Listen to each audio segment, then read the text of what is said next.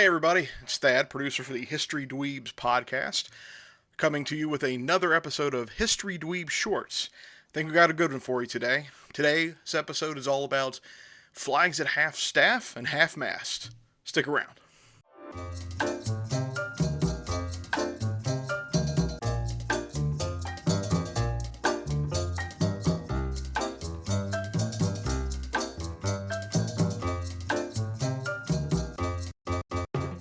Anywhere in the world, raising or lowering the flag is a symbol of mourning, respect, or sorrow. Each country has its own traditions and rules when it comes to flying the flag at half-mast. The history of the gesture dates back to the 17th century. Many believe that the extra space at the top is symbolically reserved for the invisible flag of death. In the same fashion where we as Americans refuse to use the metric system and keep with the standard system, we've also dug our heels in and call when a flag is lowered out of respect to half-staff or half-mast, whereas basically anywhere else in the world it's just half-mast. But in the United States, what's the difference exactly? In English, it is more common to assign certain words only to maritime usage. Anyone who's ever sailed a pleasure craft knows that the port and starboard are left and right. American English, however, makes a distinction between land and sea when it comes to displaying mourning flags.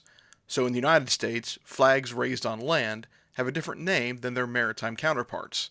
On land, a lowered flag is said to be at half-staff, and over water, it's referred to as half-mast. In Britain, however, and the rest of the English-speaking countries that once made up the British Empire, all lowered flags are referred to as half-mast. In the United States, there are 4 reasons why a flag is flown at half-staff or half-mast. The death of a federal official, a federal holiday, a disaster of some sort like a hurricane, or really just whenever the president feels like it. Of the 4 federal holidays when the flag is lowered, the most famous is Memorial Day. Memorial Day is one of the oldest federal holidays. It started in 1868 to honor the dead of the Civil War, but uniquely because the flag is flown at half-staff, or mast, only before noon, and after noon is fully raised again. This tradition is to honor the deceased in the morning, and then to celebrate the survivors of the war in the afternoon. Now this changed a little bit in 1954 when Veterans Day was established, and while we still move the flag back to the top on Memorial Day afternoon, the new tradition shifted from honoring the survivors afternoon to looking to hope to the future.